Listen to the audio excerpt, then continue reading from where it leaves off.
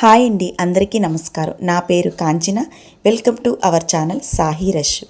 ఎండుమిరపకాయల పేస్ట్తో అదిరిపోయే టేస్ట్తో స్పైసీ చికెన్ ఫ్రై ఎలా ప్రిపేర్ చేయాలో చూద్దాం.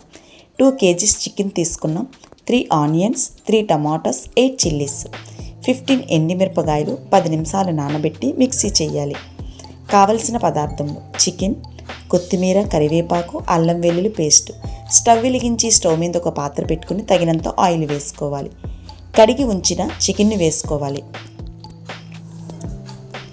టేస్ట్కి సరిపడగా సాల్ట్ని వేసుకోవాలి.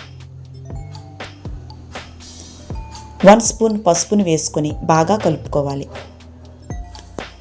మూత పెడుతూ మధ్యలో కలుపుతూ ఉండాలి. చికెన్లో ఉన్న వాటర్ ఇంకినంత వరకు ఫ్రై చేయాలి. చూడండి, ఈ విధంగా ఫ్రై చేసి ఒక ప్లేట్లో తీసుకోవాలి.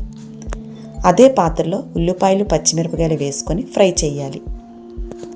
ఫ్రై అయిన తర్వాత టమాటీ ముక్కలను వేసుకోవాలి. కలుపుతూ 2 స్పూన్ వరకు అల్లం వెల్లుల్లి పేస్ట్ని వేసుకోవాలి. బాగా కలుపుకొని మిక్సీ చేసి ఉంచిన ఎండుమిరపకాయల పేస్ట్ని వేసుకోవాలి. కారం, కలరు వేయనవసరం లేదండి. మంచి కలర్తో, కారంతో చాలా బాగా వస్తుంది. ఫ్రై చేసిన ముక్కలను వేసుకోవాలి.